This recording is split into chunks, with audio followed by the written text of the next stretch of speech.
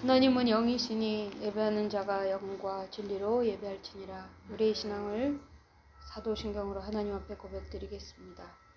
나는 전능하신 아버지 하나님 천지의 창조주를 믿습니다. 나는 그의 유일하신 아들 우리 주 예수 그리스도를 믿습니다. 그는 성령으로 잉태되어 동정녀 마리아에게서 나시고 본디오 빌라도에게 고난을 받아 십자가에 못 박혀 죽으시고 장사된 지 사흘 만에 죽은 자 가운데서 다시 살아나셨으며 하늘에 오르셔 전능하신 아버지 하나님 우편에 앉아 계시다가 거기로부터 살아있는 자와 죽은 자를 심판하러 오십니다. 나는 성령을 믿으며 거룩한 공교회와 성도의 교제와 죄를 용서받는 것과 몸의 부활과 영생을 믿습니다. 아멘. 461장 찬양 드립니다.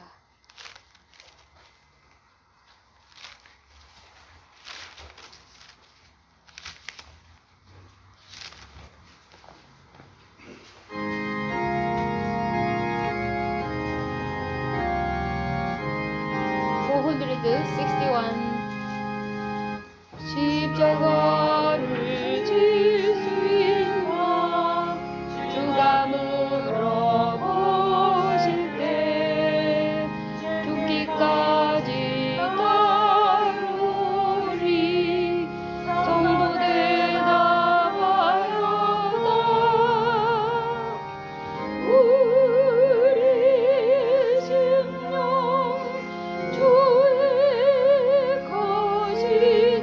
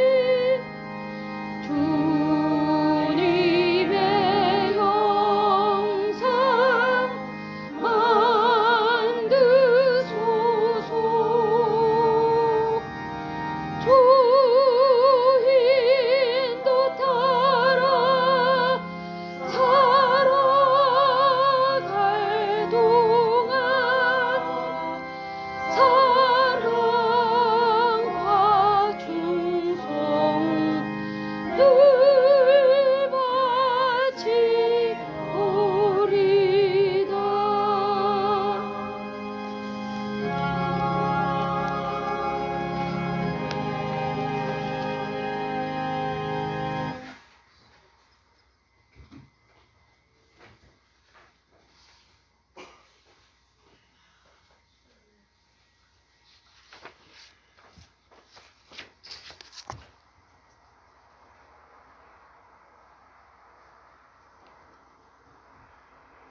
지금도 살아계셔서 역사하시는 성부, 성자, 성령, 성삼위 하나님께 오늘도 영광 스스로 받으시옵소서.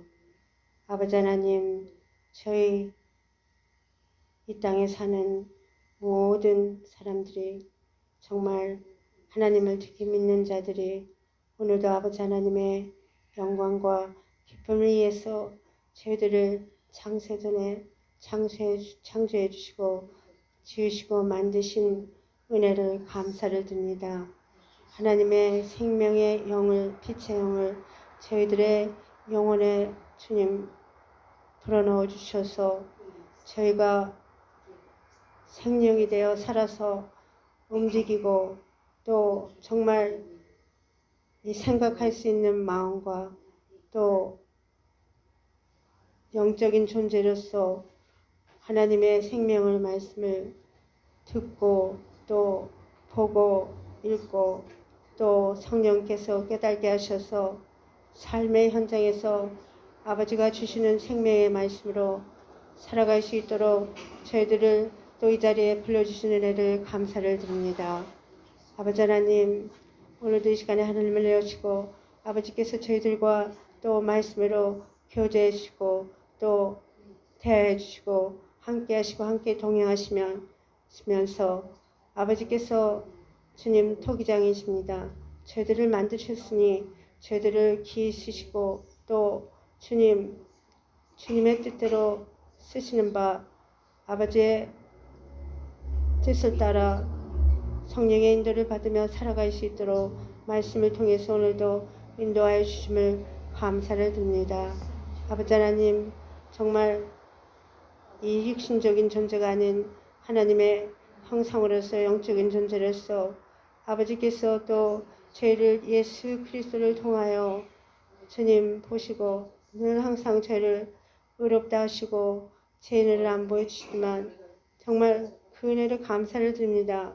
그러나 저희 자신들을 볼 때는 아담의 후손으로서 원죄의 자범죄로 말미암은 육신의 쟁성 때문에 생명의 말씀을 들어도 또 주님 잊어먹고 또 아버지께서 무엇을 말씀하셨는가 주님의 피값쓰고 사진인 몸된 교회에 불러주셔서 강단의 기름부어 세우신 목사님들의 입을 통하여 주시지 않으면 그 진리의 영적인 말씀을 한순간도 듣지 않으면 살 수 없는 저희들임을 고백드립니다. 아버지, 오늘도 영이 살고 살리는 것은 영이니 육은 무익하니라. 내가 너에게 이른 말은 영이요 생명이라 하셨는데 왜 저희들은 세상에 나가며 세상에 보는 거 또 듣는 거 보이지 않는 악한 사단의 유혹을 받고 마귀들의 속임수에 넘어가 정말 세상을 즐기려고 돈을 사랑하고 세상을 살아가고 내 자신을 아버지 하나님보다 더 사랑하여 내 자신이 우상이 되고 먼저 내 자신을 이길 수가 없고 또 내 자신을 승리할 수 없는 그런 세상에 살다가 왔습니다. 아버지 하나님, 그럼에도 불구하고 저희들을 사랑하여 주시고 그 한량없는 은혜를 베풀어 주셔서 또 아버지의 생명의 말씀으로 저희들 내 자신을 이기고 사단을 이기고 세상을 이길 수 있는 이 말씀으로 저희들을 보내주시고 아버지의 성령으로 충만케 하심을 진리로 감사를 드립니다. 아버지 하나님, 인도하여 주옵소서. 전세계 아버지의 생명의 말씀을 전하시는 목사님들, 주님 사탄 마귀 틈타지 않게 영육간에 강건케 하시고 정말 생명의 복음의 말씀을 전파하실 때 아버지의 성령으로 충만케 역사하시고 한량없는 은혜를 베푸시면 소원하고 감사를 드립니다. 아버지 하나님, 또 이 시간에 저희들 이렇게 아버지를 믿는 자들을 불러주셨사오니 아버지 믿는 자가 또 코로나로 인하여 정말 3년 넘게 쉬지 않았습니까?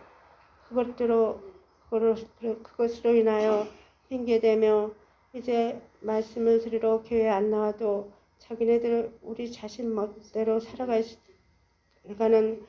그런 마음들을 갖고 세상에서 또 주님 방황하고 또 내가 왜 이런지 알 수 없음을 깨닫지 못하고 정말 주님께서 교회라는 곳을 세워주셔서 아버지 저희들에게 은혜를 베푸신 것 같이 하나님을 믿는 자들을 다시 마음과 생각을 여시고 회복해 주셔서 주님의 피값쓰고 사진 몸된 교회에 또 왔던 성도들 오지 않은 성도들 주님 불러주셔서 이 한량없는 은혜를 생명의 말씀을 드릴 수 있도록 주님 불러주시고 인도하여 주심을 소원하고 감사를 드립니다. 또 병원 중에 계신 분들 주님 기억하여 주옵소서. 아버지 송량희 사모님 아시지 않습니까? 아버지께서는 그 질병을 치료해 주실 수 있습니다. 저희는 다만 기도와 간구할 뿐입니다.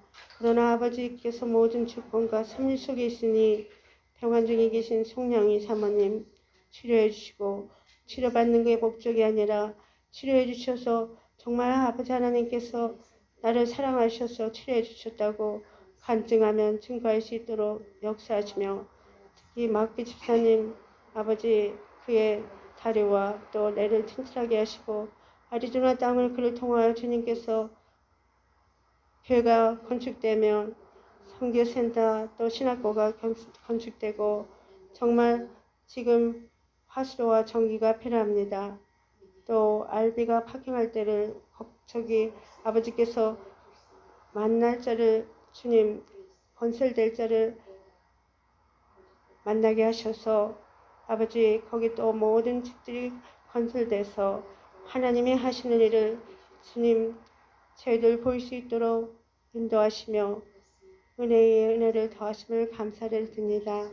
또 석정자 권사님, 강복희 권사님 주님 병원 중에 많은 분들 있는 분들 한 분 한 분을 오늘도 찾아와 주셔서 치료해 주시고 정말 눈먼저와 안진뱅이를 고치지 않았습니까? 아버지께서 고치시면 다 모든 질병들이 낫겠습니다. 그러나 주님께서 또 의사들을 통하여 치료해 주신다며 그저 감사를 드릴 뿐입니다. 아버지 인도하여 주옵소서. 또 오고 오는 후대들도 주님 기억하여 주옵소서. 주님 생명의 말씀이 이렇게 풍성한데 세상에 주님 길들여져 살아가려고 주님 모릅니다. 아버지의 생명의 말씀을 주님의 피값으로 사진 몸된 게 불러주셔서 듣지 않으면 알 수가 없습니다.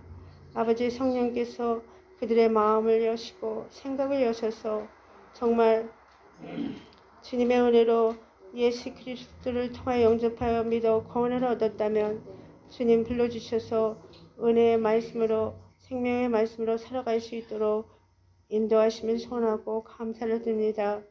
또 전세계 주님의 피값으로 사신 몸된 교회에서 파송된 선교사님들 정말 사탄 마귀 틈차지 않게 하시고 영육간에 강건케 하시고 특히 이승중 선교사님 주님 IT에 주님 하나님이 하시는 일을 보며 또 거기에 주님 직접 가지 못하고 주님 다른 곳을 통하여 도미니카를 통하여 갑니다. 그러나 아버지께서 시간이 모든 시간과 주님 계획 속에 있사오니 주님께서 인도하여 주옵소서. 또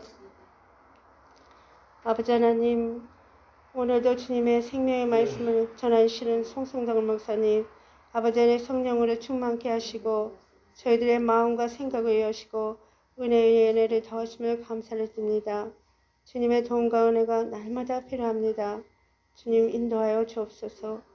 아버지 저희들의 마음과 생각을 여시고 이 생명의 말씀으로 주님께 순종하지 못하는 저희들을 보며 정말 아버지 하나님을 사랑하고 믿고 의지할 수 있도록 내 자신을 이기며 주님의 생명의 말씀으로 세상에 나가서 주님 생명의 말씀의 복음을 전파할 수 있도록 한량없는 은혜를 베푸심을 소원하고 우리들은 다 십자가에 숨겨주시고 못 박혀 죽게 하시고 존귀하신 살아계셔서 역사하시는 성부 성자 성령님께 최고의 영광 스스로 받으시오며 지금도 살아계셔서 역사하시는 우리 주 예수 그리스도 이름으로 감사하며 기도를 드립니다. 아멘.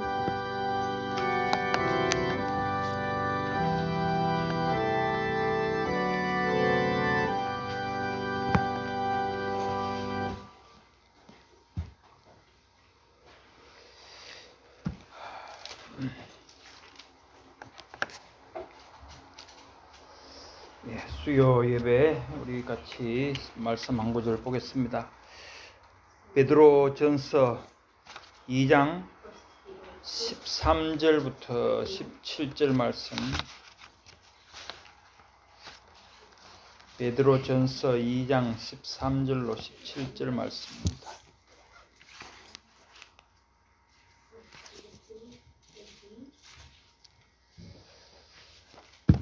같이 우리 교독하겠습니다. 제가 먼저 13절 보겠습니다.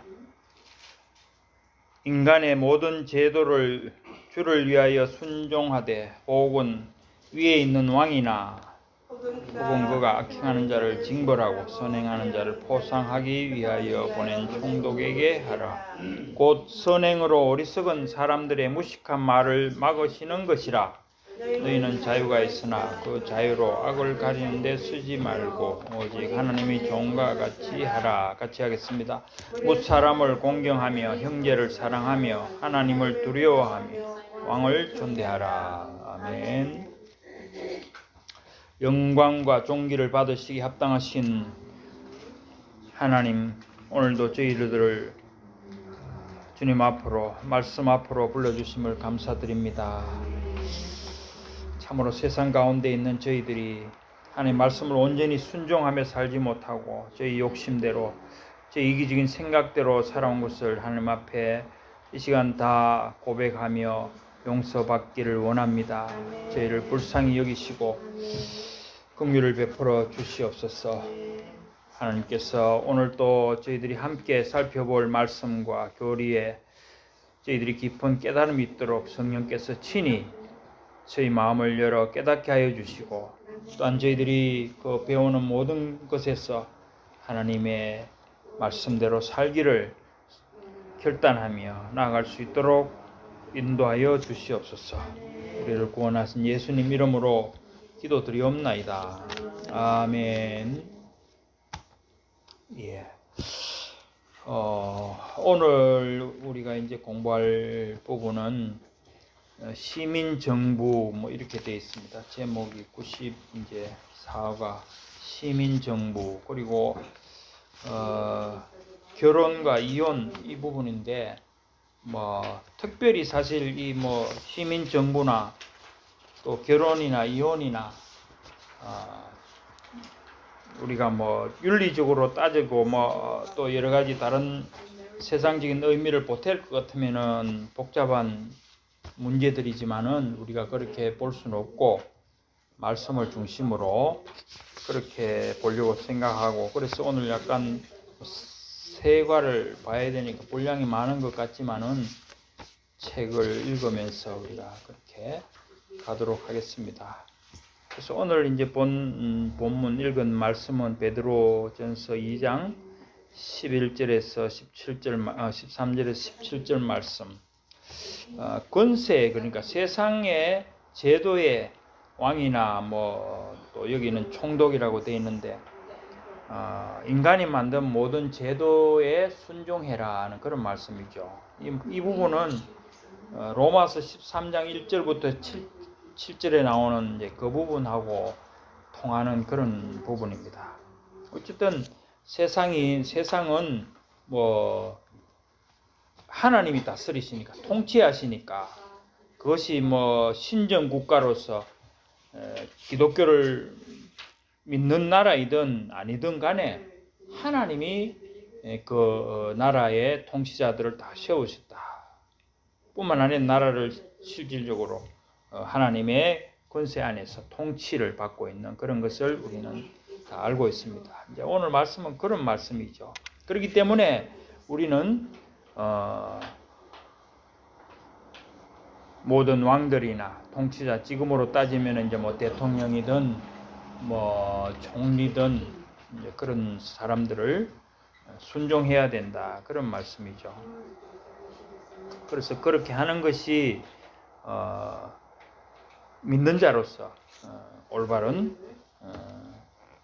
그런 일이라는 거죠. 13절 보면 그렇습니다. 인간의 모든 제도라는 것은 물론 우리가 하나님이 만드신 우리에게 주신 제도가 뭐 크게 세 가지로 보죠. 가정과 또 교회와 뭐 국가, 이렇게 보통 말을 할 수 있는데, 여기서는 특별히 인간이 만든 제도니까 뭐 나라, 그죠? 국가와 그게 뭐 부속된 많은 기관들이 있겠죠. 그것을 말하는 겁니다. 그래서 그러한 것도 인간이 만든 것이지만 아까 말했듯이 하나님이 결국 그 통치자를 세우고 나라를 일반 은총 안에서 통치해 가시는, 그렇기 때문에 주를 위하여 순종해야 된다. 또 그렇게 하는 것이 우리가 뭐 우리 삶의 목적이듯이 하나님께 영광을 돌리는 길이 되는 것이다, 그런 말이겠죠. 그래서 또 14절에 보면 혹은 그가 악행하는 자를 징벌하고 선행하는 자를 포상하기 위해 보낸 총독에게 하라. 그러니까 우리가 지난 시간에 배웠듯이 율법의 세 가지 용도, 그 중에서 첫 번째가 그거죠. 죄를 억제하는 것이다. 그러니까 법을 통해서 또 혹은 이런 통치자, 인간 통치자를 통해서 우리가 악을 저지르는 것을 막는 그런 일이 일어난다는 거죠. 그리고 악을 행하면은 그런 인간의 제도를 통해서 벌을 받으니까 그 벌이 두려우면은 죄를 짓지 않고 악을 억제하는 이제 그런 일을 할 수 있다는 거죠. 그래서 반대로 또 뭐 선을 행하면은 거기에 대한 뭡니까, 포상, 착한 일을 했다는 어떤 그런 것들이 또 주어질 수 있다, 그런 말이겠죠. 그래서 그렇기도 하고 15절에 또 보면은 곧 선행으로 어리석은 사람들의 무식한 말을 막으시는 것이라. 선행으로, 여기서 선행은 물론 우리가 빌립보서에 나오는 그런 착한 일, 이런 개념, 그러니까 복음을 말하는 개념일 수도 있지만은 여기서는 그것보다는 율법에서 말하는 도덕적인 그런 일반적인 선행이라고 볼 수 있겠죠. 그래서 그것을 통해서 어리석은 사람들의 무식한 말을 막으시는 것이라. 그러니까 이것은 아마 그 시대적인 상황에서 뭡니까? 기독교를 폄하해서 말하기를 그리스도인들은 뭐라고 합니까? 세금을, 국가에 반역하는 사람들이다. 즉 세금을 안 내고 하나님만을 얘기하는 그런 사람들이다. 혹은 뭐 그런 말이 있죠. 성찬식 그런 것을 이제 사람을 잡아서 뭐 피를 먹는 거다, 뭐 이런 식으로 헛소문을 퍼뜨리는 이제 그런 것을 막을 수 있다. 우리의 선행을 통해서 그런 의미도 포함을 하고 있는 것 같습니다. 어쨌든 뭐 꼭 그런 헛소문 이런 것에 대해서가 아니더라도 우리가 빛으로서 세상에 우리 행실을, 선한 행실을 통해서 하나님의 영광을 나타내야 된다, 그런 말씀이겠죠. 그래서 뭐 뒤에 있는 것은 자유가 있으나 그 자유로 악을 가리는 데 쓰지 말고, 우리가 진리를 알므로 죄에 대해서 자유하지만은 그 자유를 방임주의, 그러니까 율법 폐기론자들과 같이 그렇게 마음대로 나는 죄가 아니야, 죄에서 벗어났어, 그러니까 내가 하는 모든 행동은 죄가 아니야, 그런 식으로 하면 안 된다는 말씀이죠. 그래서 결국 17절의 결론이 못 사람을 공경하며 형제를 사랑하며 하나님을 두려워하며 왕을 존대하는 것이 우리 성도의 삶이 되어야 된다, 그렇습니다. 그래서 결국 인간 제도라는 것은 우리의 삶에서 우리는 영적인 어떤 교회에 속한 사람이기 때문에 세상의 제도와는 상관없이 살아도 되는 것처럼 해서는 안 된다.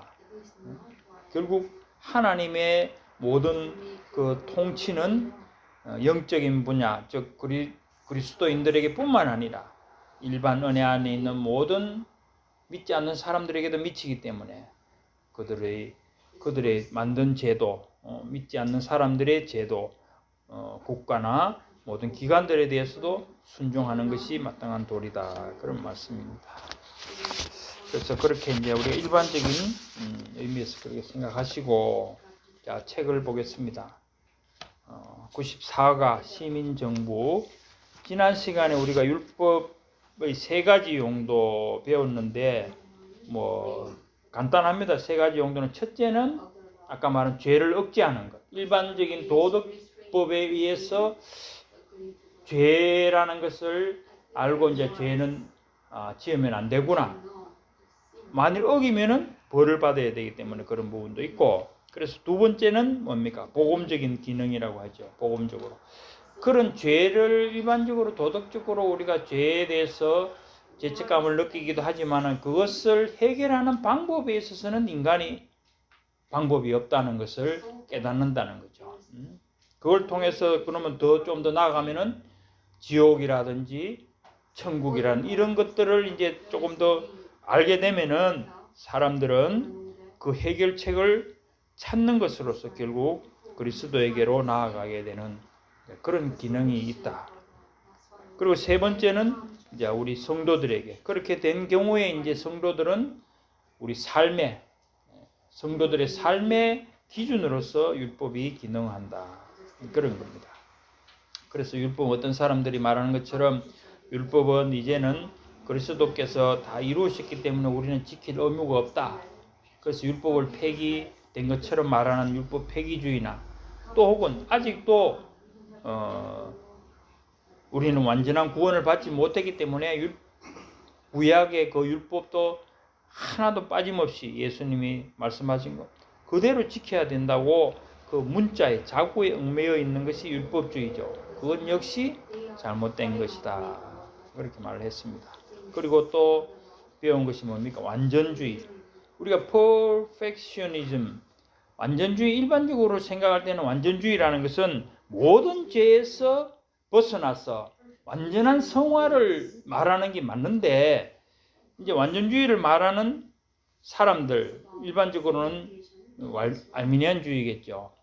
감리교 쪽인데, 그 사람들은 절대적인 완전주의가 아니고 방금 제가 말씀드린 절대적인 완전입니다. 완전하게 거룩하게 되는 것. 절대 죄를 저지르지 않는 그 퍼펙셔니즘이 원래 맞는 의미인데 이 사람들은 상대적인 완전주의를 말한다는 거죠. 그럼 상대적인 완전주의라는 것은 결국 뭐냐 하면은 어떤 경우에는 죄를 지을 수 있다. 그런데 그것은 어떤 불가피한 이유 때문에 죄로 생각 안 해도 된다 이런 거죠. 그러니까 사실은 상대적인 완전주의라는 것은 사실은 완전주의가 아니죠.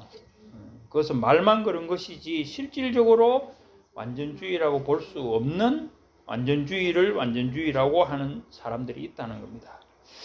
그래서 그것은 말로는 이제 우리가 그 완전주의에 들어가면은 고의적인 죄를 안 짓는다. 그리고 죄를 모두 받아서 완전히 이게 블러드 아웃, 우리 속에 죄가 완전히 씻어서 하나도 없이 되는 그런 상황이기 때문에 고의로 죄를 짓지 않는다고 그렇게 말은 그렇게 하죠. 그러나 그것은 실질적인 관계에서는 다르다. 과오, 실수로 짓든지 연약하게 짓든지 죄를 짓는 것을 인정하기 때문에 그것은 결코 올바른 완전주의라고 할 수 없다. 그렇게 말씀을 드렸습니다. 자, 시민정부 보겠습니다. 읽고 그냥 가면서 양이 많기 때문에 뭐 특별히 말씀드릴 게는 없습니다. 성경에 있는 부분들만 보면 되니까 그렇습니다. 자, 미국에서는 교회와 정부의 분리에 대한 많은 글과 이야기가 있다. 결국 정교 분리라는 거죠. 정교 분리, 정치와 종교는 분리되어야 된다 이 말입니다. 정부의 분리에, 교회와 정부의 분리에 대한 많은 글과 이야기가 있다. 원래 이 개념은 두 개의 서로 다른 기관인 교회와 국가 모두 하나님께서 창조 혹은 제정하셨으므로 하나님께 책임이 있고 혹은 하나님의 정치 아래에, 통치 아래에 있다는 점에 주의를 환기시킨다. 하나님께서 책임을 지는 게 아닙니다. 이거 하나님께 책임이 있는 거, accountable to 이래 되는데 이 번역이 하나님께서 책임을 진다는 잘못된 번역을 해놨어요. 그러니까 교회든 국가든 하나님이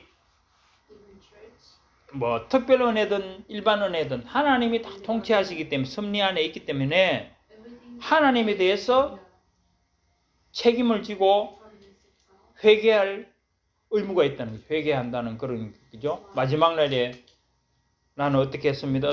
그런 모든 것에 대해서. 그러니까 일반 국가도 마찬가지라는 겁니다. 그래서 그것을 주의를 환기시킨다. 각각의 기관은 수행하는 일이 서로 다르며 서로의 권위의 영역을 침해하지 않는다. 그렇죠. 정치는 정치고 교회는 교회의 거의 원칙입니다. 사실은 자기 일, 그리고 영적인 것과 세상적인 것이죠. 사실은 크게 보면은. 그래서 복음을 선포하고 성례를 행하고 그 구성원들, 지체들을 양육하는 등의 일은 교회가 할 일이다. 당연히 교회의 일이죠. 이런 것들은 정부에서 하는 일이 아니다. 그러니까 국가기관에서 하는 일이 아니다. 교회에 전도하는 일이나 교회 성찬식에 국가에서 할 일이 없죠. 자, 이런 것들은 정부에서 하는 일이 아니다. 사회의 질서를 유지하고 세금을 올리고 기업과 사회를 다스리며 군사력을 유지하고 생명과 재산을 보호하는 등의 일은 정부가 맡는다. 그러니까 우리 살아가는 일반적인 일들은 사실은 나라에서 다 이제 해야 되는 거죠. 사회 질서 유지, 또 세금을 걷어서 나라의 살림을 살고, 또 나라의 그 주권을 지키기 위해서 군대를 양성하고 국경을 지키는 이런 일들은 이제 정부가 하는 겁니다. 이 교회에서 성도들이 하는 일은 아니죠. 자, 이런 일들은 교회에서 하는 일이 아니다. 정부는 칼의 힘을 부여받았지만 교회는 그렇지 않다. 칼의 힘, 칼의 권세는 정부는 칼의 권세를 받았고, 교회는 영적인 권세죠. 영적인 권세, 그죠? 천국 열쇠를 갖고 있는 거죠. 자, 사도 바울은 이렇게 말한다. 각 사람은 위에 있는 권세들에게 굴복하라. 우리 오늘 읽은 베드로전서 2장 13절 17절 말씀과 같은 취지의 말씀입니다. 각 사람은 위에 있는 권세들에게 굴복하라. 그러니까 위에 있는 권세라는 것이 물론 언뜻 보면은 하나님 혹은 천사들 이렇게 말하는 사람도 있지만은 그 말이 아니고 앞에 우리 부분들을 안 보고 지금 이걸 보니까 그런데 이제 나라를 말하는 나라의 권세자들을 말합니다. 권세는 하나님께로 나지 않음이 없나니 모든 권세는 다 하나님의 정하신 바라. 그러므로 권세를 거스리는 자는 하나님의 명을 거스림이니. 그러니까 하나님이 다 세우시고 통치자들 세우시고 다스려 가시기 때문에 결국 그 사람이 믿는 자이든 안 믿는 자이든 간에 그 권세에 따라가야 된다 그 말입니다. 권세를 거스린 자는 하나님의 명을 거스린다. 거스린 자들은 심판을 자취하리라. 결국 이거는 하나님이 직접 심판하는 것은 아니지만은 나라의 법을 어기면은 그 통치자들, 즉 그 법에 의해서 검찰이든지 어떤 기관에서 그 사람에게 벌을 가하게 되는 거죠. 심판을 자취하리란 말이 그런 의미입니다.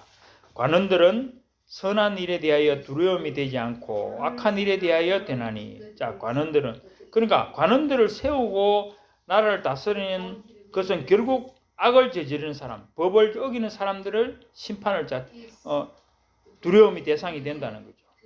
벌을 주니까 잡아서 무슨 감옥에 가두는 것도 있지만은 뭐 벌금을 매긴다든지 강제로 무슨 노동을 하도록 한다든지 그런 이제 일을 하게 되니까 그런 거죠. 권세를 두려워하지 아니하느냐 선을 행하라. 그러니까 그런 일을 당하기 싫으면은 선을 행하라. 여기 선은 아까 말했던 그런 선한 일, 도덕적으로 혹은 나라의 법, 그죠? 그대로 행하라는 거죠. 그리하면 그에게 칭찬을 받으리라.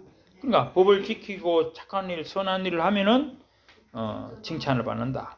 그는 하나님의 사자가 되어, 그러니까 하나님의 대리인으로서 미니스터 때 보면요. 그러니까 대리자, 대행자, 사역자로서의 기능 그걸 한다는 거죠.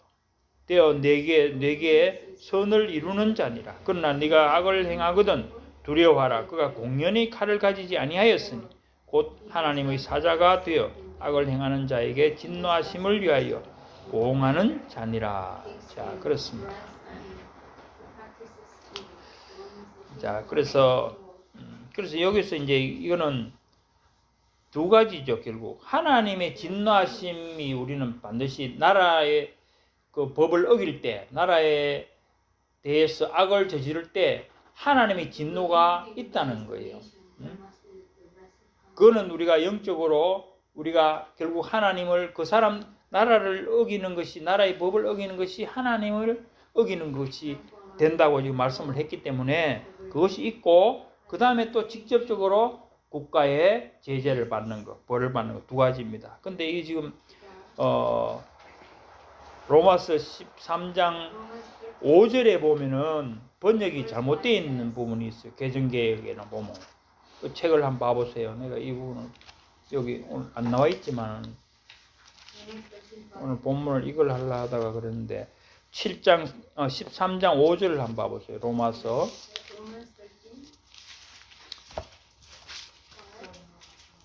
이제 이런 부분들이 개헌개혁에 많이 있다는 자 13장 5절에 보면 그러므로 복종하지 아니할 수 없으니 진노 때문에 할 것이 아니라 양심을 따라 할 것이라. 자, 이거 어떤 읽으면은 진노 때문에 아니고 양심을 따라서 복종하라 이렇게 지금 해놨잖아요. 써놓은 거죠. 그러니까 이게 원래 번역이 진노 때문만 아니라 양심을 위해서 그 두 가지 다예요. 원래 개혁 성경에는 그렇게 되어 있어요. 때문만 아니라 이렇게 되어 있거든요.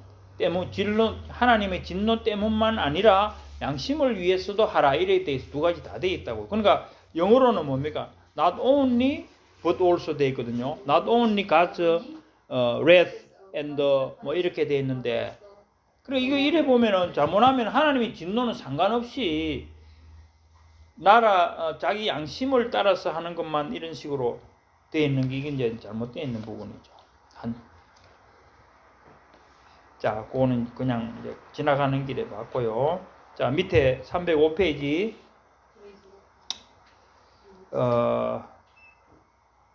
밑에 문단 마지막 문단 제일 마지막 문단. 자, 바울은 시민 정부가 하나님의 권리를 받았다고 보았다. 그죠? 시민 정부 즉 세상 나라가 하나님으로부터 권위를 받았다고 보았다. 통치자로서 갖는 권력을 부여받았을 때 어떤 의미에서 그는 하나님의 대행자로서, 그러니까 대행자라고 그랬잖아요. 미니스터라고 되어 있는데 사역자. 하나님의 사역자로서 다스리는 것이다. 그러니까 어떤 나라든 안 믿는 나라라고 해서 아닌 게 아니고, 뭐 중국도 시진핑이, 그죠? 그러니까 구약 시대도 마찬가지잖아요. 거기 어느 왕입니까? 거기 보면은 알 수 있죠. 느부갓네살도 마찬가지고, 뭐 또 자, 그렇습니다. 그의 통치는 하나님으로부터 독립되어 있는 것이 아니다. 웨스트민스터 신앙 고백에서는 이렇게 말하고 있다. 이건 이제 왜 그러냐면 우리가 예정을 믿으면은 안 믿는 사람이 하는 그 행위를 통해서도 하나님이 예정하신 일들을 이루어가기 때문에 당연히 그것은 하나님 통치 안에 있다는 것을 알 수 있다는 거죠. 웨스트민스터 신앙 고백서 이렇게 말하고 있다. 자, 306페이지요. 자, 대주제이시며, 이건 이제 23장 1항에 나오는 부분입니다. 대주제이시며 온 세계의 왕이신 하나님은 그 아래 위정자들을 세우사 백성을 다스리게 하시되 하나님의 영광과 국민의 공공이익을 위해서 하셨고 그 목적을 이루시기 위하여 저들을 칼의 권세로 무장시키시고 선한 자들을 보호하고 격려하며 악을 행하는 자들을 처벌하게 하셨다. 자, 그러니까 하나님이 대행자로서 왕이 지금은 뭐 대통령일 수 있고, 그죠?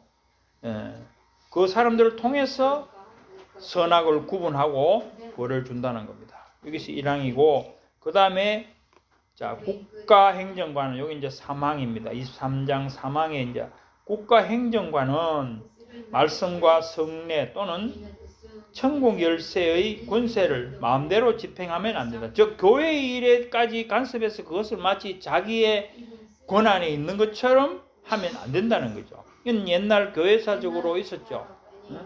교회사적으로 왕이 교회 수장이 되고자 하는 그런 일이 있었을 때 오히려 파문을 당하고 굴복하는 그런 일이 있었는 교회사적으로 그런 게 있죠. 그건 그래 해서는 안 된다는 겁니다. 그래서 즉 조금도 믿음에 관한 일들 침해해서는 안 된다. 이게 누굽니까? 우시아 왕이 성전에서 뭡니까? 향을 피우는 일을 하다가 그래 됐습니까? 그런 제사를 자기가 지내려 하다가 결국 잘못된 걸 구약 성경에도 있죠. 해서는 안 된다는 겁니다. 그러면은 자, 그래서 그거는 이제 웨스트민스터 신앙 23장 1항과 3항에 우리 전에 다 공부했습니다. 거기 나오는 거고요. 그 밑에 이제 보겠습니다. 우리 시대에는 정교 분리의 개념이 하나님과 정부를 분리하는 것이라고 널리 재해석되고 있다. 그러니까 우리가 정교 분리라는 기본적인 개념이 우리는 생각이 하나님의 큰 통치 안에 다만 특별 은혜와 일반 은혜라는 어떤 그런 구분 속에 있지만은 다 하나님의 그죠 통치와 섭리 안에 있다고 우리 지금 그렇게 생각하는데 이제 이거를 뭐 안 믿는 사람은 당연히 그렇게 생각하겠죠. 믿는 사람 중에도 정치와 분리를 완전히 분리한다. 분리. 정치와 교회를 완전히 분리해서 완전히 하나님과 상관없이 나라를 다스리는 식으로 해석을 해버린다는 겁니다. 그렇죠. 갈수록 그래 되죠. 지금 시대가 점점 더 시민 정부는 하나님의 통치 아래에서 벗어나려 하고 있다. 자체적인 권력, 그러니까 자주적인 권력과 권위를 추구하고 있다. 그래서 교회가 반칙이라고 높이 부르짖을 때 교회가 정부에 대해서 파울, 잘못됐다고 지적을 하고 소리를 높인다면은 그때 교회는 정부의 지배권에 간섭한다는 비판을 받는다. 이거는 사실 현실이잖아요. 그죠?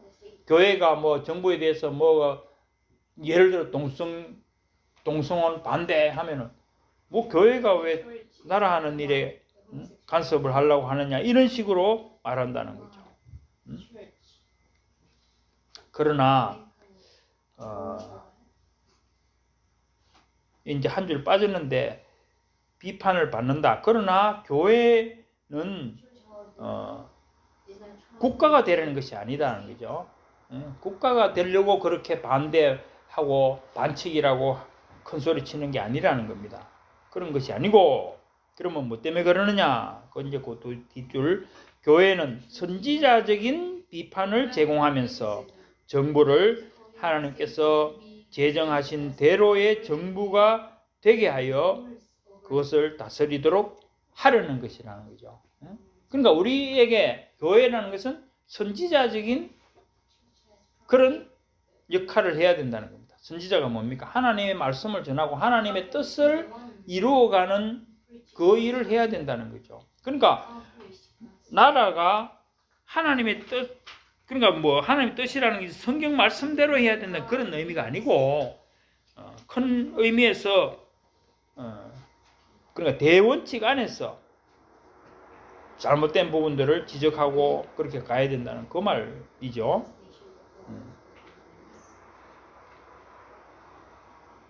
그렇습니다. 하나님이 우리가 뭐 동성혼이라든지 뭐 이런 부분들 이런 것에 대한 이거는 뭐 사실 성경이 아니라도 당연히 지켜야 할 인간의 도리 이런 부분에서도 그렇고 교회에서 이 말을 해야 되는 부분들이죠. 물론 교회에서 성경에 나와 있지만은 자 교회가 얼굴을 붉히지 않고 정치적이 될 수 있는 데는 그러니까 교회가 이 얼굴을 붉히지 않고 정치적이 된다는 말이 해석이 그런데 자 오늘 교회가 부끄럼 없이 정치적이 될 수 있는 것 그러니까 정부에 대해서 잘못됐다고 담대히 말할 수 있는 이유는 뭐냐? 바로 예수님은 만왕의 왕이요 만주의 주가 되시기 때문이다. 그 말입니다. 그러니까 하나님이 이 세상을 다스리기 때문에 우리는 부끄러움을 가지고 정부에서 말할 이유가 없다는 겁니다. 담대하게 말할 수 있다는 거죠. 예수님은 최종적인 권세의 보좌에 앉아 계신다. 모든 아래에 있는 권세자들은 자신의 통치권을 사용하는 방법에 대해 궁극적으로 그에게 해명할 책임이 있다. 해명할 여기도 마찬가지로 accountable to God 뭐 그런 거죠. 청지기 불의한 청지기가 그죠? 주인에게 회개하고 하는 회개 그 계산해서 그걸 하는 그런 것처럼 그 말입니다. 그래서 시민 통치권자들은 칼의 권세를 부여받는다. 정부는 정의를 수호하고 국경을 수비하기 위해 힘을 사용할 권세가 있다. 권한을 부여받았다고 다 그렇게 되어 있습니다. 권세가 스스로 있는 것이 아니고 권한을 부여받았다. 정부는 요구나 제한에 의해서 다스려지지 않는다.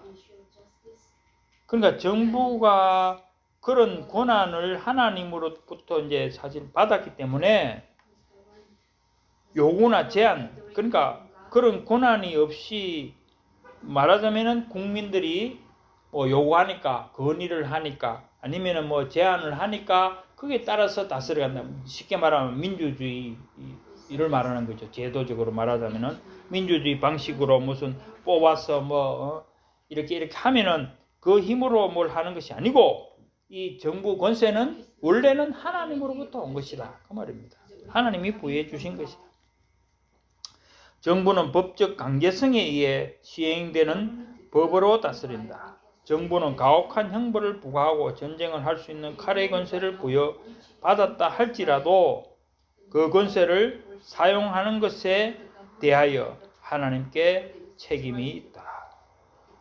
그러니까 형식적으로는 모르죠. 민주주의 뭐 요즘 그런 민주주의면은 국민들이 이렇게 뽑고 뭐 권한을 주는 대로 법을 만들도록 해서 거기 다스리는 것 같지만은 실상은 그게 아니라는 겁니다. 하나님에 대해서 책임이 있다는 거죠. 자, 권세를 사용하는 것에 하나님께 책임이 있다. 성경은 그리스도인들에게 가능한 곳이라면 어디서든 시민으로서의 복종을 보여주는 모범이 되라고 권하고 있다. 그죠? 오늘 말씀 그렇고 오늘 읽은 말씀이나 로마서 13장 거기 말씀이나 다 이런 말입니다. 우리는 지금 307페이지입니다. 우리는 우리를 다스리는 권세를 가진 자들을 위해 기도하고 그들이 정한 규율에 복종하고 순종함으로써 그리스도께 영광을 돌린다. 이건 디모데전서 2장 1절부터 4절에 보면은 기도하라고 되어 있죠. 우리는 시민으로서 복종하기 위해 최선을 다해야 된다. 통치자들이 하나님께서 금하신 것을 하라고 하지 않는 한, 그리고 하나님께서 하라고 명하신 것을 못하게 하지 않는 한, 두 가지입니다. 성경에서 하라고 한 것을 나라에서 못하거나 하는 거나, 반대로 하지 말라고 하는 것을 나라에서 하라고 할 때, 그죠? 그러니까 명백히 동성혼 이런 거는 명백히 말하고 있기 때문에 안 된다는 겁니다. 않는 한 통치자에게 복종해야 된다. 이러한 두 가지 예외의 경우에는 권세자들에게 불복종해도 될 뿐만 아니라 불복종할 수 있을 뿐만 아니라 권세자들이 불복종해야 된다. 그게 우리 의무라는 겁니다. 그죠? 그리스도인이기 때문에 그런 것까지 순종하면 안 된다는 겁니다. 자, 요약 보겠습니다. 1번, 교회와 정부는 모두 하나님께서 제정하신 서로 다른 기관으로서 각각의 임무에 대해 하나님께 책임을 져야 한다. 시민적 권력은 하나님께서 제정하신 것이라고 칼의 권세를 부여받았다.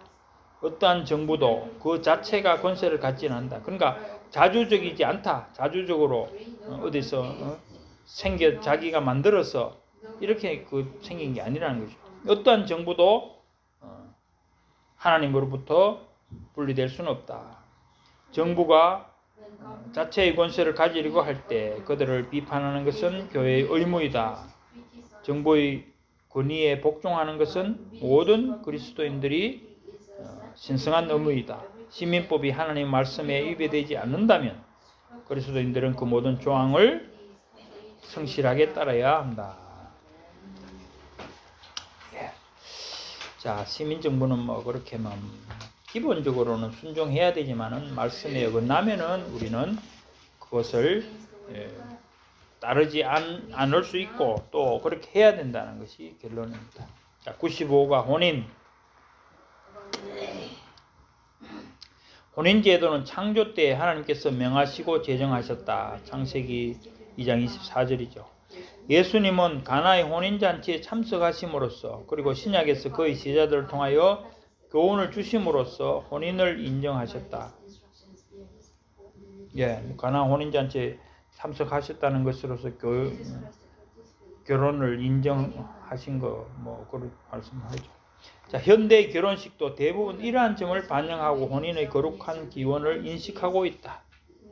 현대의 예식에서 종종 무시되거나 간과하는 점은 혼인이 하나님의 계명에 의해 규정된 것이라는 점이다. 하나님의 율법이 혼인의 의미와 정당성을 한정하고 있다. 그러니까 물론 안 믿는 나라나 안 믿는 어떤 그런 곳에서야 그것이 하나님이 정하신 것이라는 것을 모르고 그렇겠죠. 근데 본능적으로 남녀가 만나서 살아야 되니까 그렇게 옛날부터 해왔다고 그렇게 생각하는지도 모르겠죠. 그러나 하나님이 제정하신 것이다. 하나님이 또한 그 정당성을 인정하고 있다. 자, 혼인의 관계는 한 남자와 한 여자가 둘이 육체적으로 또 정서적으로 지적으로 영적으로 연합하여 한 몸이 배타적인 관계, 한 몸이 되는 그런 배타적인 관계가 되는 것이다. 한 몸이 되는데 이것은 배타적인 관계라는 것이죠. 다른 사람에 절대로 관여할 수 없는 둘만의 관계여야 된다. 혼인은 평생 지속되도록 의도된 것이다. 그러니까 혼인은 중간에 변경이 있고 이런 것으로 된 것이 아니고 평생 그렇게 같이 한 몸으로 살아야 되는 것을 말하고 있다. 의도된 것이다. 이 연합은 성스러운 맹세와 언약으로 보정되고 육체적인 결합으로 완성된다. 성경은 이 언약이 파기될 수 있는 경우로서 상대방을 버리는 경우와 간음한 경우 두 가지만을 말하고 있다. 자, 이게 지금 상대방을 버리는 경우와 간음한 경우, 기본적으로는 간음이죠. 간음하면은 간음한 사람을 잡아서 돌로 쳐 죽이는 일들이 구약에 기록이 되어 있는 그런 거를 볼 때 당연한 것이고, 그러면 상대방을 버리는 거는 뭐냐? 이제 그런 부분들이 있는데, 그거는 이제 마태복음 19장 1절부터 9절까지 말씀에 이제 이 부분이 예수님께서 하신 말씀이 분명히 있거든요. 지금 그거는 뒤에 저 이혼욕이 들어가면 이제 그 부분 나오는데, 기본적으로는 그렇습니다. 신명기 24장 1절에 보면 사람이 아내를 맞이하여 데려온 후에 그에게 수치되는 일이 있음을 발견하고 그를 기뻐하지 아니하면 이혼 정서를 써서 그의 손에 주고 그를 자기 집에서 보낼 것이요. 수치되는 일, 뭐 여러 가지 생각을 뭐 할 수는 있지만 기본적으로는 간음, 그죠? 바람 피우는 일입니다. 그거는. 그럴 때는 이혼 정서를 써서 보내줘라. 그런 겁니다. 근데 이것은 이제 사람들이 확대 해석해서 수치되는 일을 이제 만드는 거예요. 그래서 이혼 정서를 그냥 뭐 어떻게 쓰는지는 뭐 형식은 모르겠지만은 간음이 아니라도 이혼 정서를 써주고 이혼을 하게 되는 이제 그런 일이 되었다는 거죠. 자, 마태복음 먼저 봐야 되겠네요. 마태복음 19장 한번 봐보세요. 마태복음 19장.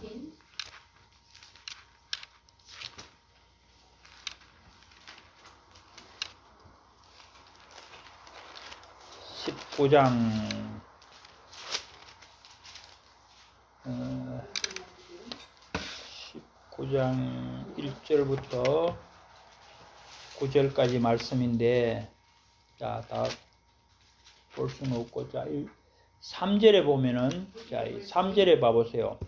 바리새인들이 예수께 나와 그를 시험하여 이르되 사람이 어떤 이유가 있으면 그 아내를 버린 것이 옳으니, 여기서도 어떤 이유가 있으면, 이거는 그 선한 사마리아인 거기는 그 청년이 한 말처럼 누가 이웃입니까? 그 말하고 똑같이 해석을 해놨어요. 어떤 이유가 있으면은,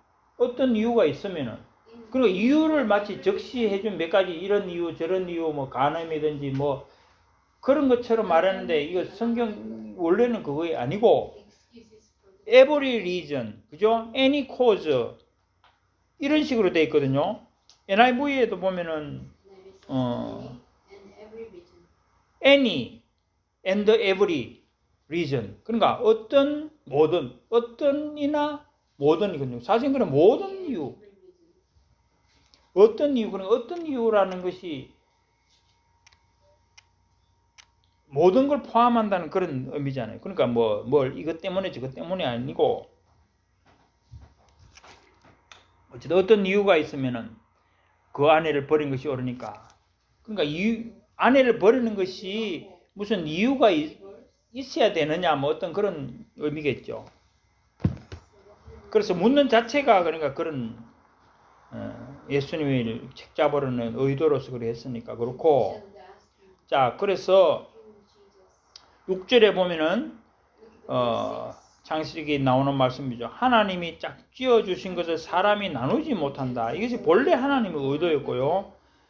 그러면 자 7절에 여짜오되 그러면 어찌하여 모세는 이혼정서를 주어서 버리라 하였나이까?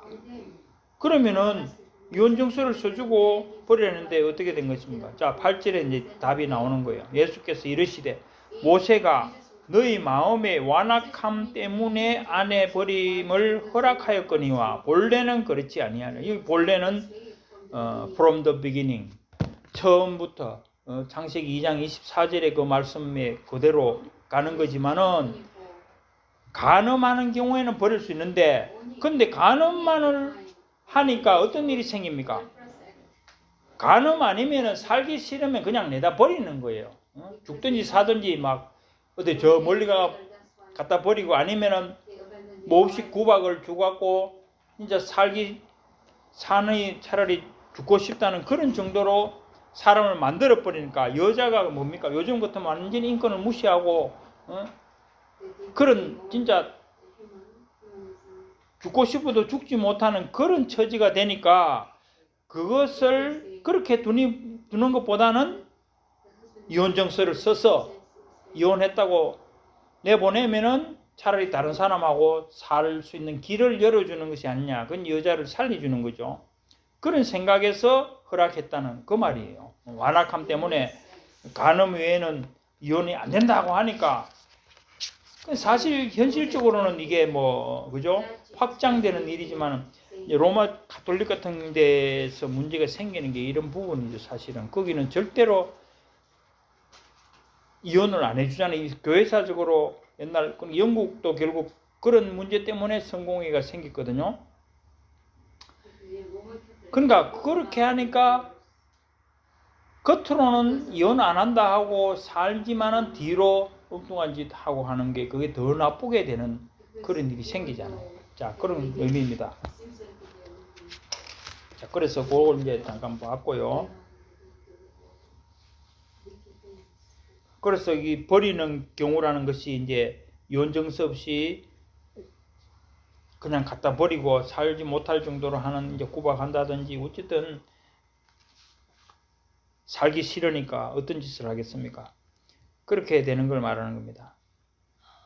자, 혼인한 자에게 간음은 금지되어 있다. 혼인제도는 남자와 여자가 서로를 완성시키고 자손을 이어감으로써 하나님의 창조사역에 참여하게 하기 위해 하나님께서 만드신 제도이다.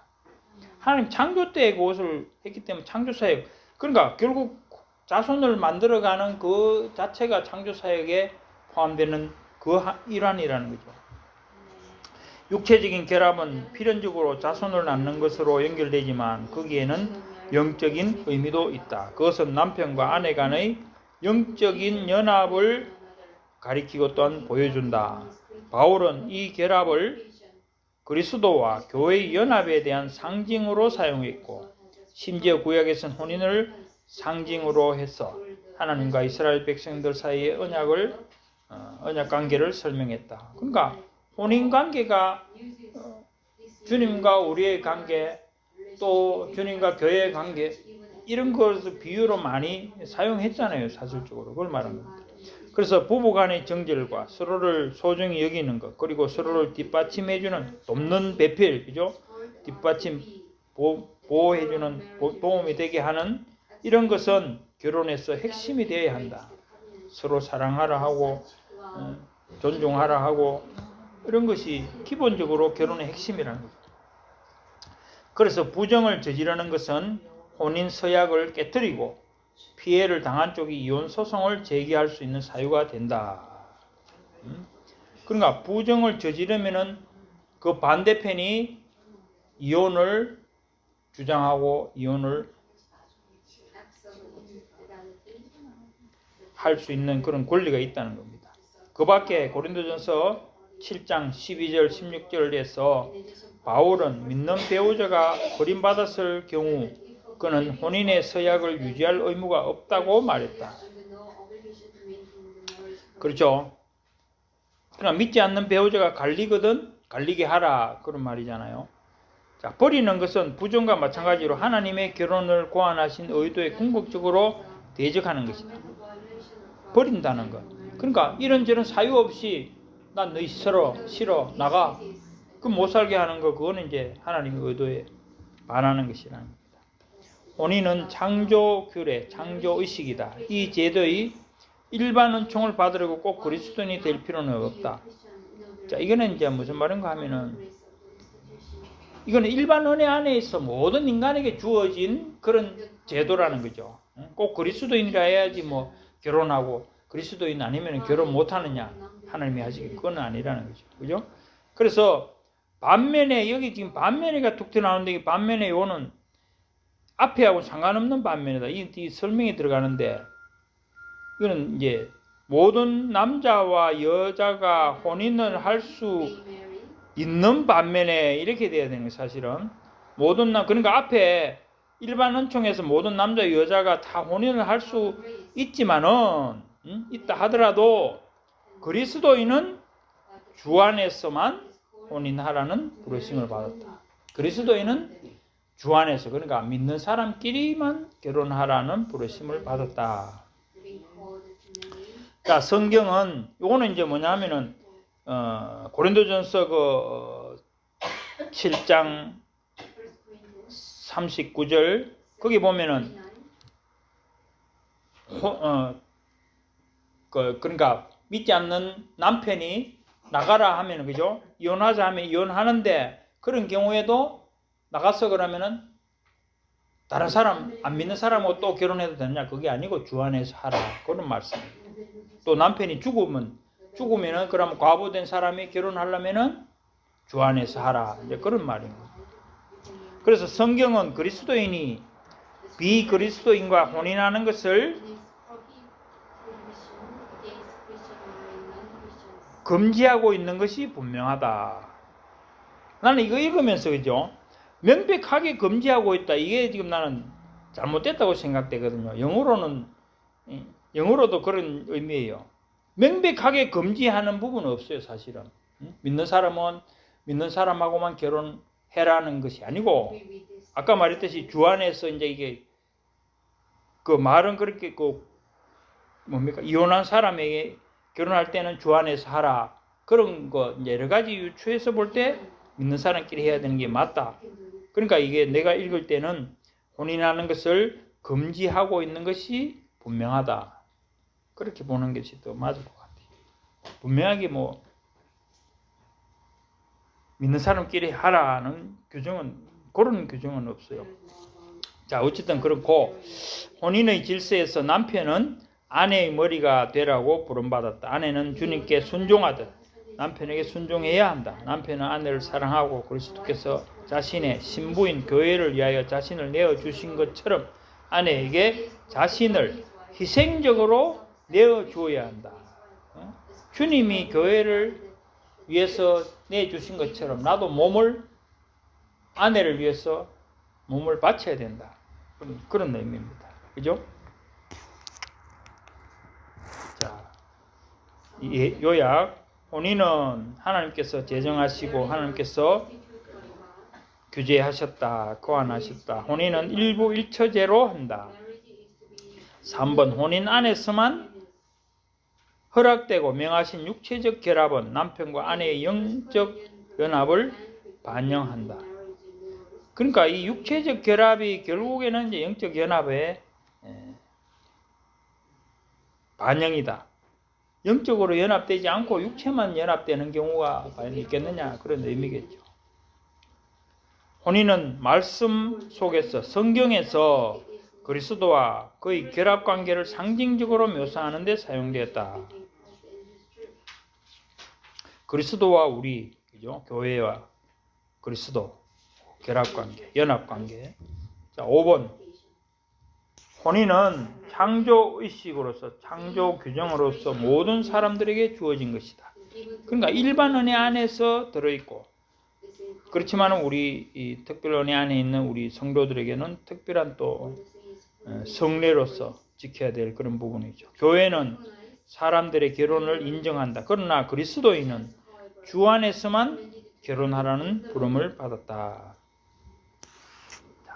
하나님께서는 혼인 결합의 질서를 말씀하신다. 구조를 말씀하신다. 명령하셨다. 결합. 배우자는 각자 하나님께서 주신 순종해야 할 특별한 명령이 있다. 그러니까 이 명령이라는 것이 아까 위에서 말했듯이 남편은 아내의 머리가 되고 또 아내는 주님께 순종하듯 남편에게 순종하고 이런 말씀이죠. 자, 그 다음에 이혼 부분 읽는 것도 시간이 많이 걸리네요, 사실. 몇십니까? 44분. 이걸 마쳐야지 될 것 같은데. 자, 이혼 보겠습니다. 일단 이혼이 유행병처럼 번져버린 사회에서 이혼 문제는 시급히 다뤄야 할 과제가 되었다. 이혼의 급속한 확산과 그것이 유발시키는 법적인 가정 문제들 때문에 법은 무과실 이혼을 위한 절차를 손쉽게 하는 쪽으로 변화되고 있다. 무과실 이혼은 뭡니까? 한마디로 요즘 말하는 합의 이혼이죠. 옛날 같으면은 이제 한쪽에서 뭔가 잘못했을 때 그 상대방이 야 이혼하자 이런 이제 요구를 할 수 있는데 요즘에는 이제 그런 거 없이 야 우리 이제 살기 싫으니까 그냥 고마 살자 이 합의원이잖아요. 아무 과실도 없고 서로에게 잘못이 없어도 합의해서 우리 성격 차이다 이 뭐 그런 말이죠. 그게 이제 합의원입니다. 무과실이혼을. 이혼을 하는 것이 점점 더 쉬워지게 되자 이혼이 가속화되는 문제가 있다. 성경은 이혼에 대하여 그렇게 피상적으로 다루지 않는다. 이 문제에 대하여 예수님이 가르침은 1세기 랍비의 계파들 사이에서 논쟁을 불러일으켰다. 그러니까 1세기 예수님 계실 때부터 그죠? 아까 우리 본 마태복음 19장에서 나오는 그런 것처럼 이 이혼 문제는 계속적으로 랍비들 사이에서도 문제가 된다는 겁니다. 이혼의 정당한 근거에 대해서는 자유주의자들과 보수주의자들 사이에 계속하여 불일치가 있다. 예수님은 이 문제에 대하여 이렇게 말씀하셨다. 그러니까 자유주의는 바리새인들 말하는 겁니다. 자, 그래서 그거 이제 읽은 것은 우리 아까 읽었듯이 그 부분이고요. 마태복음 19장 3절에서 6절. 여기 보면은 요거는 지금 옛날 성경이거든요. 거기 둘째 줄에 보세요.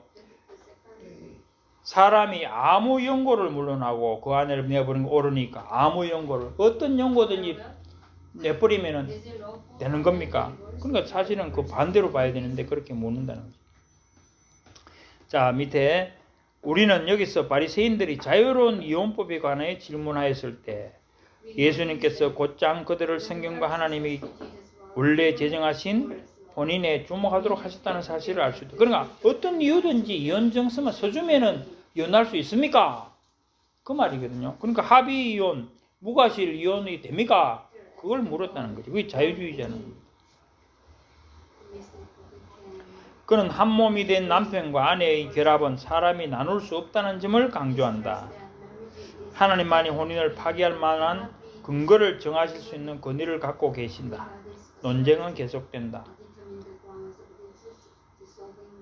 그래서 아까 읽은 그 말씀이 계속 7절부터 9절까지. 그래서 거기 다음 페이지 311페이지 둘째 줄 거기 본래는 그렇지 아니하니라. 모세가 율법으로 신명기 2장 1절에처럼 수치되는 일 이렇게 뭉뚱그려서 해보는 그 이유가 본래는 그게 아니라는 거죠. 간음 외에는 없는데 너희가 하도 악하게 아까 말했듯이 간음 안 했는데도 살기 싫으니까 갖다 버리는 그런 일이 얼마나 악한 일입니까? 그것 때문에 이제 할 수 없이 이혼 정서를 써주도록 만드는 것이다. 그 말입니다. 자, 그 밑에요. 예수님의 대답을 잘 살펴보면 우리는 예수께서 바리새인들이 구약에 대해 이해한 것에 대해 논박하고 계시다는 점을 알 수 있다. 모세는 이혼의 근거들에 대하여 명령한 것이 아니라 허용한 것이다. 그렇게 해라는 것이 아니고 너희들이 그러니까 그냥 눈 감아주는 정도지. 그걸 명령으로 생각하면 안 된다. 그러니까 이게 모세는 물론 하나님의 대변인이었다. 이렇게 하나님의 원래 의도에서 벗어나는 것을 허락하신 분 바로 하나님이시고 그것은 죄가 들어와서 혼인을 파괴했기 때문이다. 하나님의 본래 의도는 그것이 아니라는 겁니다. 예수님은 이러한 허용이 오직 죄, 완악함, 마음의 굳어짐 때문에 일어난 것이며 이러한 것들이 본래 혼인의 의도를 무효화시키는 것은 아니라는 점을 상기시켰다. 그러니까 헤어지면 안 된다는 본래 의도를 무효화시키고 아무렇게나 이제 합의만 하면 막 헤어지도 되는 걸 말하는 것이 아니라는 것을 분명히 못을 박았다는 겁니다. 그래서 후에 우리가 앞장에서 살펴본 것과 마찬가지로 바울은 믿지 않는 자에게 버림받은 믿는 자의 경우에는 이혼을 할 수 있다고 허용의 범위를 확정했다. 그러니까 이게 이제 신약에 와서 바울에 의해서 조금 더 확장이 됐다는 거예요. 믿지 않는 사람과 살게 될 때 믿지 않는 자가 살기 싫다 하면은 이혼해도 된다는 거죠. 그러니까 지금은 그런 일은 많이 생기잖아요. 지금까지도 그런 일이 생길 수 있잖아요. 그래서 웨스트민스터 신앙 고백에는 이 문제를 이렇게 요약한다. 약혼 후의 간음이나 간통은 결혼 전에 발각되면 순전한 편에서 파혼할 수 있는 정당한 근거가 된다. 그죠? 결혼 후에 범한 간음의 경우 순결한 편에서 이혼 소송을 제기해도 합법적이며 이혼 후에 마치 불결했던 자가 죽은 것처럼 다른 사람과 결혼해도 합법적이다. 그러니까 간음의 경우에는 당연히 할 수 있고 또 다른 사람과 결혼해도 아무 문제가 없다. 비록 인간의 타당성이 커서 연구할 논란의 대상이 되고 하나님이 결혼으로 짝지어 주신 자들도 분명하게 나누어지기 쉽지만 이건 뭔가 해석이 지금 잘못되는데 뭐냐면은 인간이 타락해서 자꾸 그런 것을 이혼할 궁리를 자꾸 연구한다는 거예요. 연구하기 쉽고 또 그걸 통해서 서로 자꾸 나누어지려고 하는 그런 경향이 자꾸 커져가지만은 그렇다고 해서 그걸 허용하는 것이 아니고 간음 또는 교회나 국가 행정기관도 구제할 길이 없도록 고의로 버린 것 외에는 그 어떤 것도 결혼 유대를 취소할 충분한 이유가 될 수 없다. 그러니까 간음이나 그 뒤에 교회나 국가가 어찌할 수 없다는 건 무슨 말입니까? 교회가 국가가 할 수 있는 일은 뭡니까? 떨어져 있으면 야 너 떨어지지 말고 너 와서 살아. 같이 살아. 벌금 500불 매기갖고 같이 살도록 한다든지 이게 이제 나라에서 할 수 있는 대로 하는데 그래도 안 되고 막 아예 뭐 멀리 쫓아낸다든지 뭐 저는 이상한 방법을 통해서 나라에서 아무리 간섭하고 벌금 매기고 뭐 둘이 살아라고 뭐 묻고 나도 그게 안 되는 그런 경우에는 그죠? 할 수 없이 이혼을 할 수밖에 없다는 겁니다. 이게 이제 어벤던하는 그런 경우죠. 그래서 이혼을 할 때는 공적으로 질서를 따라서 절차를 밟아야 되고 관계된 사람들이 자기 뜻대로 하거나 자기 속에는 좋은 대로 일을 처리하기 위해서는 그냥 임의대로 야 나 살기 싫으니까 그냥 막 우리 오늘부터 종치자 하고 그냥 가고 막 이런 식으로 하면 안 된다는 겁니다. 다 법에 정한 대로 질서를 따라서 절차에 따라서 해야 되고 애들 문제도 있을 거고 이런 모든 것들을 해야 된다 그런 말입니다. 자 그래서 뭐 결혼과 이혼은 뭐 동전의 양면이고 앞에서 본 것 뒤에 나오는 것 다시 그렇고 원칙적으로는 평생을 같이 살아야 되고 간음 외에는 이혼해서는 안 되는 거지만은 어쩔 수 없이 정말 나라에서도 간섭할 수 없는 이 나라에서 간섭은 현재는 이게 나라에서 간섭이 어떻게 됩니까? 합의 이혼할 때에도 조정제도가 있잖아요. 조정해서 판사가 30일 뒤에 다시 보겠습니다. 옛날에 그런 드라마 그런 거 했잖아요. 30일 뒤에 다시 보겠습니다 할 때는 나라에서 할 수 있는 일을 한다는 거예요. 생각해보고 오느라 누구 한 달 한번 생각해보고 진짜 그래도 누구 결혼할 건지 한 달 뒤에 오세요. 그러니까 다시 만나서 또 얘기하고 살 수 있도록 이렇게 하는 게 나라에서 할 수 있는 방법이죠. 사실은 그걸 말하는 겁니다. 그래 해도 안 되면은 할 수 없이 뭐 갈라져야 되는 거죠. 자 그래서 요약은 성경은 무과실 이혼을 허용하지 않는다. 합의 이혼 이런 거 자기 마음대로 자기 소견대로 이혼하는 거 허용하지 않는다. 예수님은 바리새인들의 이혼에 관한 자유주의적 견해를 받아들이지 않는다. 아무 이혼아 그러니까 합의 이혼 아무 이혼아 가져와서 이혼 증서 써주면은 되는 거 아니다. 그 말입니다. 3. 모세는 이혼을 허용했지만 명령한 것은 아니다. 하나님은 이혼해도 좋다, 이혼해라고 명령하지 않았다는 거예요. 너희들 이 완악함 때문에 허용을 해주는 것이지만은 불가피하게 허용해 주는 것이지만은 명령한 것이 아니다. 예수님은 성적 부정을 저지른 경우에 이혼을 허락하셨다. 예수님은 불법적으로 이혼한 사람과 재혼하는 것은 간음과 같다고 말씀하셨다. 불법적으로. 그러니까 이혼 사유도 없는데 이혼한 사람은 또 다른 사람에게 결혼하면은 그 사람과 또 간음하는 것이 된다는 말이죠. 6번 바울은 믿지 않는 자에게 버림받는 것도 이혼의 한 가지 사유로 보았다. 믿지 않는 자에게 버림받는 것. 그러니까 믿지 않는 자가 살기 이혼을 원하면은 이혼하라고 바울이 말하는 이제 그거죠. 그건 이혼 사유 정당한 이혼 사유이기 때문에 이혼해도 괜찮다. 그 말을 하는 겁니다. 살고 싶으면 살고 이혼하자고 원하면은 이혼해도 된다. 예. 오늘 요 끝나면 이제 6개 남았는데 뭐 종말론이죠. 빨리 온 것 같습니다. 하나님 아버지 감사합니다. 오늘 세상 정부 또 혼인과 이혼에 대해서 저희들이 또 공부했습니다. 세상적으로는 여러 가지 이유들이 있겠지만은 그러나 저희는 말씀을 따라 온전히 그 말씀대로 하나님 명하신 대로 순종하며 가기를 원합니다. 저에게 그런 지혜와 은혜를 주시고 그 말씀대로 살 수 있도록 성령께서 친히 저희를 인도하여 주시옵소서. 예수님 이름으로 기도드리옵나이다. 아멘.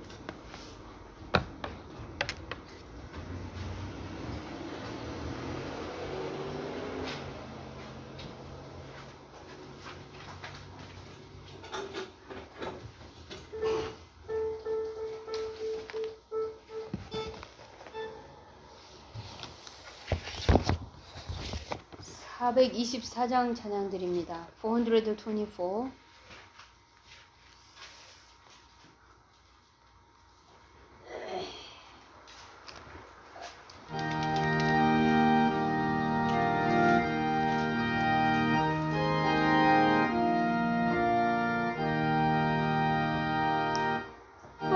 아버지여 나의 마음을 맡아 주관하시고 완악하고 교만한 것 명쾌하여 주소서. 오묘하고 겸손하여 화평하게 하시고 망령되고 악한 일을 물리치게 하소서.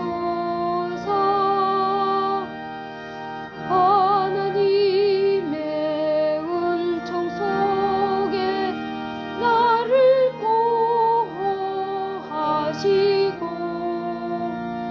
주의 사랑 줄이 되어 나를 메어 주소서.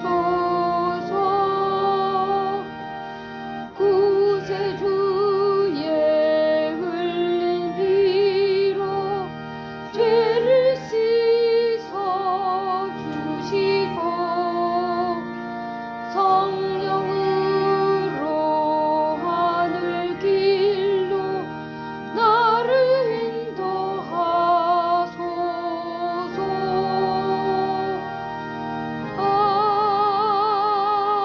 아멘. 우리 다 같이 주보를 펴시고 기도하시겠습니다. 이번 주 주신 하나님 말씀 의인의 승리, 그리고 토기장례의 주권과 진흙, 그리고 3부 예배는 우리 성가대 세미나로 또 은혜를 받았습니다. First message, the victory of the righteous, the potter's servant and the clay. For third service, we do have a seminar for the choirs. 우리 7월 23일 주간은 변승복 목사님의 말씀 집회가 있습니다. 찬양대 세미나 하나님의 은혜 가운데 잘 마쳤고요. 우리 계속해서 또 요한복음, 기독교 핵심 진리, 레위기 공부를 위해서 또 기도하시고, 그 다음에 아래에 있는 기도 제목 놓고 개인기도, 중보기도, 교회 방향과 목표, 열방 선교로의 시대적 사명, 우리 주보를 보시고 함께 기도드리겠습니다.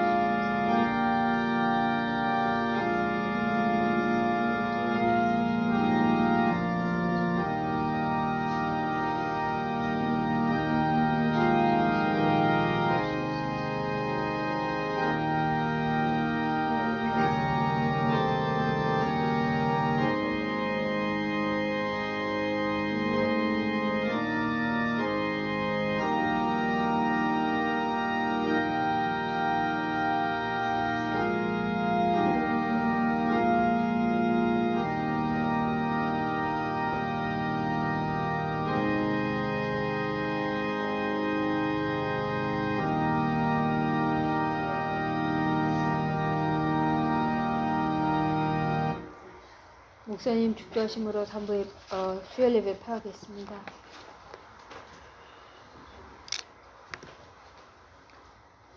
지금은 우리 주 예수 그리스도의 은혜와 하나님 아버지의 극진하신 사랑과 성령님의 내주 교통 충만 위로하심이 세상과 교회와 가정에서 온전히 하나님의 말씀을 따라 순종하며 살기를 소원하며 나아가는 모든 주의 백성들 머리 위에 지금부터 영원토록 함께 있을지어다. 아멘.